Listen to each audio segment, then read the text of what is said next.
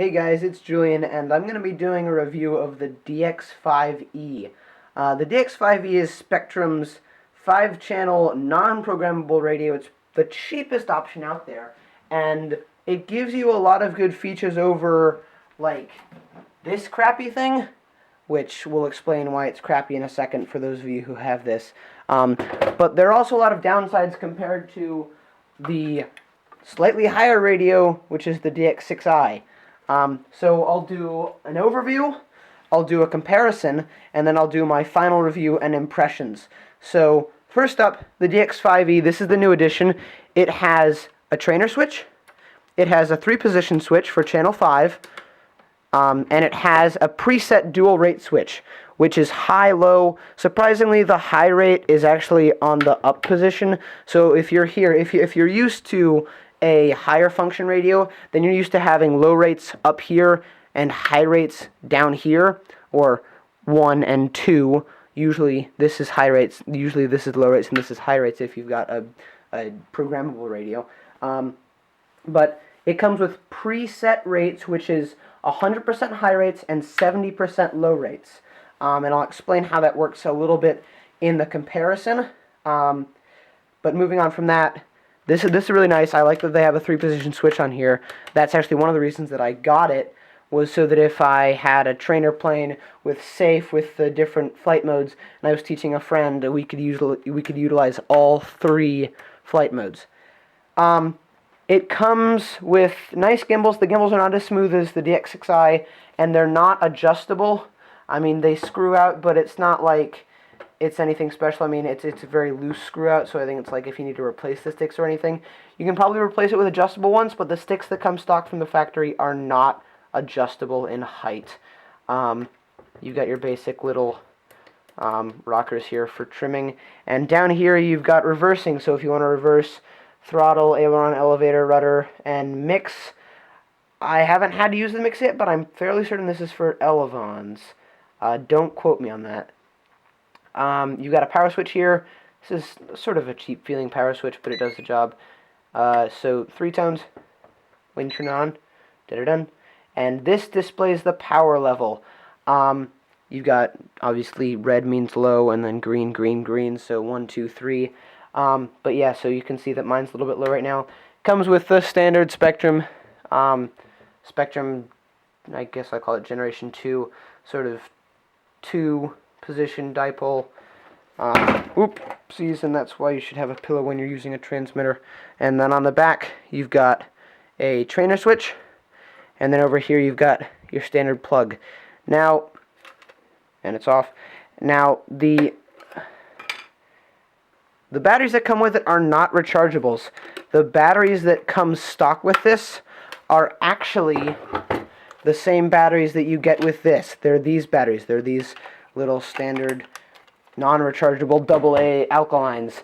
And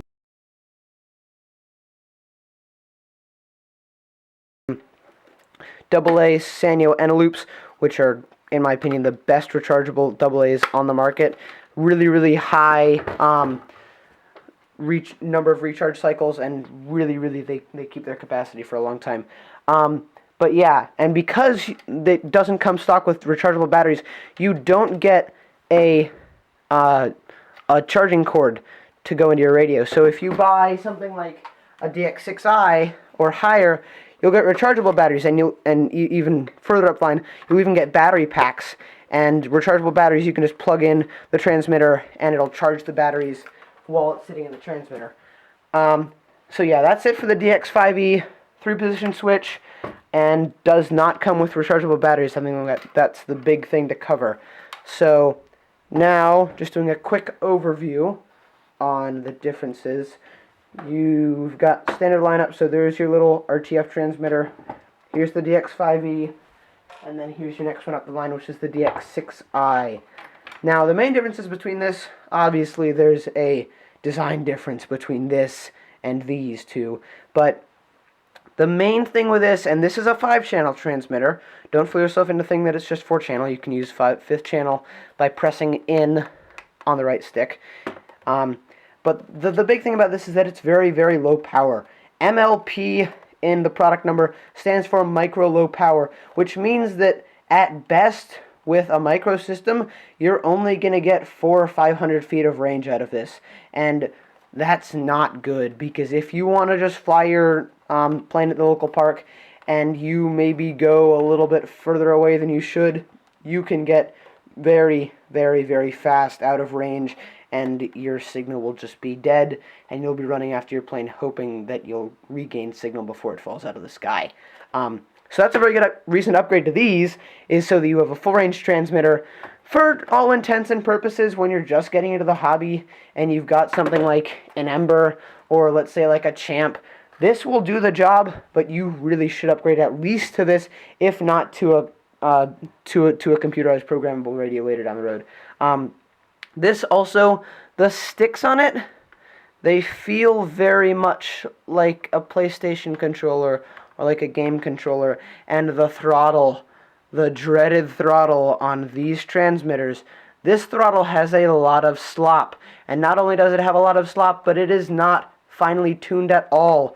You can go, and I'll even do a demonstration of this with the Nano QX, you can go halfway up, and the throttle will jump, and it's really just not a smooth increase of power, whereas with this, when you raise the throttle, you can feel every single little increment on the throttle stick, whereas this is very, very jumpy, and it's not very precise. So, big difference here. This is not precise. You don't have switch functions, obviously. You can utilize the 5th channel with that, and it's very, very low range compared to these. So, getting this out of the way. Oh, also this comes with standard little AA batteries. So, with that out of the way, we're going to move on to this. And this is the DX5e, and this is the DX6i. Now, one thing that you guys may not really pay attention to when you buy a radio, this is a plastic loop. This is a metal loop. And when I got this out of the case, I think there were actually little remnants of hot glue around this, so this is just hot glued in here. But plastic will break much more easily than metal. I think you should know that. And so if you have a plastic transmitter, if you've got a plastic neck strap loop, and yes, you do want a neck strap if you have a transmitter, otherwise you're going to be dropping $50 or $60 or however many dollars it is worth of transmitter that you've got in your hands. But a neck strap is always good, and a plastic one will break much more easily than a metal one. So another thing to consider. Also, the gimbals on this are not as smooth as they are on the DX6. You don't have the luxury of being able to adjust the 6 on this one, and of course this one is more channels. This is not programmable, whereas this is. This is the biggest difference between these two. And what programmable means on a transmitter is that you've got a screen and you can set your settings and you can set your servos and you can reverse things. You can go into the menu and you can set mixes and all sorts of stuff that you can't do with this. You just have so many options, and if I scroll through the setup list here really quick, you can just see how many things there are that you can do that you really can't fine-tune on here. Everything here is preset, and all you can do is servo reversing, whereas this you've got mixes, you can set dual rates, you can adjust expo, you can do so many more things with this than you can with this. But this is a better transmitter than this, so if you have this, you want to move up to this, and that's a lot of this, so I'm sorry. So, moving on. Besides the programmability, and programmability is a big issue, I'm just going to stress on that again. If you have an extra $70, go for this over this. That's just my recommendation. This is good if you're maybe thinking, hey, I've got an Apprentice, I want a full range system, and you know, I just want to go out and fly. I don't need big programmability. I'm fine with, you know, just 5 channels and not being able to do a whole lot with expo and everything. And this is perfectly fine. I've used this, batteries are out on this, I use this just fine. And did you hear that? The throttle's ratcheted. This isn't. So this comes with a ratcheted throttle, and they don't give you one of those little clampy things you can go in and manually adjust it so that it's not ratcheted. That's just another thing that I have. I like the not ratcheted throttle. If you're a helicopter pilot, I've heard that a lot of helicopter pilots like ratcheted throttle. because it gives you more of a sense of like where you are and the increments in your throttle, so it makes it easier to hover. But yeah, that's just another thing. But I mean, I've used this. It's a perfectly good transmitter. It's wonderful, it's fine, but this is better. And that's just the basics of it. This is better, and this is fine. And this is crap. I'm sorry that I'm stressing so much on this. Now, moving on to the other comparisons, you can set individual rates for this one. And individual rates means that each basic control surface, so elevator, aileron, and rudder, has its own dual rate switch. And so if you just want to be in low rates for elevator and you want to be in high rates for aileron and rudder, you can do that. And you can set the rates that you want. This comes with a preset high and low rate. I guess I should call it dual rate, but it's called high and low rate on here. This comes with a preset high rate and low rate of high rates at 100 and low rates at 70. And 70 is 70% of control. And so that means that if you move the stick, you're only going to get 70% of what you would if you had it in high rates. This comes with a 3-position switch. I love 3-position switches because it's more positions than a 2-position switch, which means that you have more functions. Unfortunately, you can't use the functions of a 3-position switch if it's not computerized. Why can't they just put this on this? It would make it so much better. Anyways, 3-position switch. This is because the DX5e is used in the Apprentice S for safe, and so they completely redesigned. Well, I wouldn't say redesigned. They put in an entire new switch and an entire new board in here to accommodate the 3-position switch, so that it could be utilized with planes that have safe. And this is great because they are now including full-range transmitters with parkflyers that have safe, and I think that's brilliant because they're giving pilots a transmitter that they can grow with and one that will not crap out on them after 500 feet, and that is beautiful. So 3-position switch, I really like this. You can switch between modes when you've got a plane with safe on it. And safe, if you don't know, if you're not a Horizon person, safe is sensor-assisted flight envelope, and it's Horizon's award-winning technology for learning how to fly. That's really the only way that I have to describe it. There are a bunch of videos on Horizon's website about it. But yeah, 3-position switch. This was one of the contributing factors to me getting this. The other one being that you can hook it up with a trainer cord and teach your friend how to fly. And if you've got $60 lying around and you've got friends who nag you about teaching them how to fly, this is the cheapest option available. And that's pretty much why I went for this. This is a wonderful transmitter. If you have the money, if you don't have a whole lot of money, and $60, that's relatively cheap in the hobby. $60. This is fine. This will suit you. This will do what you need to do. It only stores one model memory. It only has memory for one model. So if you've got a single plane that you want to fly, this will do the job. This will get it all done, and this will be perfect for you. And this is full range. It's got a 3-position switch. The gimbals are fine, and you've got preset high and low rates, and that's beautiful. You can even have a Elevon setup with the mix that it says in here, and that'll work beautifully for you. So this, great. This, better. This, in the trash can. So yeah, that's my review. That's my overview. Big thing about this as well, rechargeable batteries, not rechargeable batteries. Although this does have this little handy light thing showing you when the battery's gonna be low, when the battery's gonna low. But anyways, so for this, really, really good transmitter for the money. $60, you can't beat a $60 transmitter from Spektrum. You really can't, and it's amazing. It's got a 3-position switch, good for safe. Now, if you've got an extra $70, really, really look into getting something that's computerized, because computerized opens up so many more options for you. I would not use this as my primary radio, and if I was getting a transmitter, the DX6i was my first real transmitter, but this is fine if you bought a park flyer and this was included in the park flyer. This is fine if you just want to learn to fly and you've got maybe 1 or 2 planes. But this is not really something that you can grow with, mainly because it's not computerized and it can only hold one model. And one model means that you can only bind it to one plane and it will only remember that one plane. So all of my nice planes that I've got right here, I could only fly one of these, one of them with this, before having to go through the bind process again. Whereas the DX6i and higher radios have a multiple model memory, meaning that you can save a bunch of models and then go to that model when you want to fly it. So just another thing to keep in mind, this is a good transmitter. You've got a 3-position switch. You know, switches are always fun because, you know, you can flick them and feel like you're in Star Trek and everything. But good, you've got high and low rates, which is really good as well. For a non-computerized radio, high and low rates is, you know, pretty good. Because, I mean, even though you can't set it, it's good to have a lower option. And lower options just let you ease into things easier without having full control right away. So that's good. Ratcheted throttle, I don't know. To me, that's a minus. If you're a helicopter pilot, that might be a plus. But take it as you will. There's no way to adjust from ratcheted to non-ratcheted. You have to buy a separate part for that. So yeah, nice little thing. Always have a neck strap.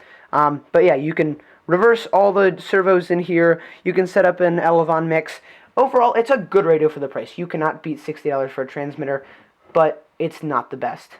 And this is what I'd call a low-budget transmitter. If you can't get anything better, get this. Don't go for a DX4. Don't keep your little micro low-power 400-foot one. Go for this. This is a good transmitter. And this is a great transmitter if you've got a friend who you're teaching how to fly. This and this is the best option for putting someone on a trainer cord if you don't have a better radio. So yeah, that's about it for now. I would recommend this if you've got a low budget, if you're wanting to move up. But if you're really into the hobby and if you've got a lot of money to spend, go for a DX6i. In fact, go higher than that.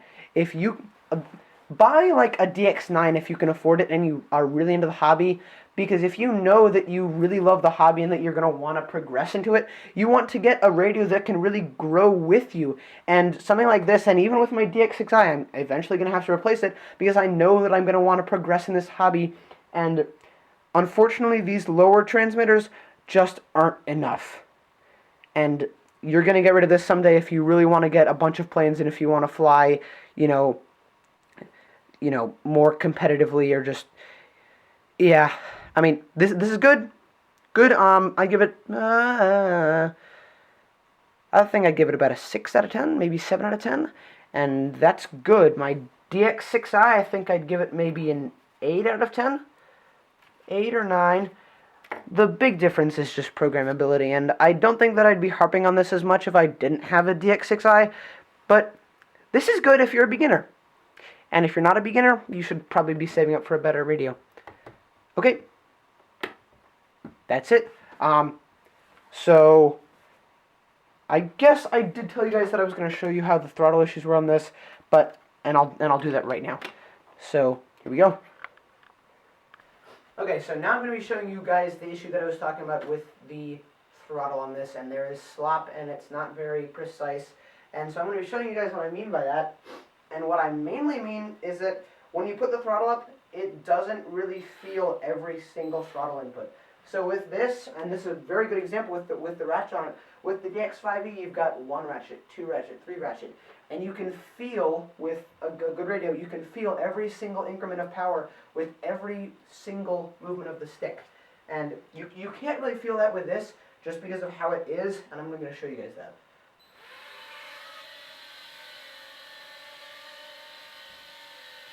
So, right now I'm up, I'm flying, but I'm moving the sticks around, and it's not...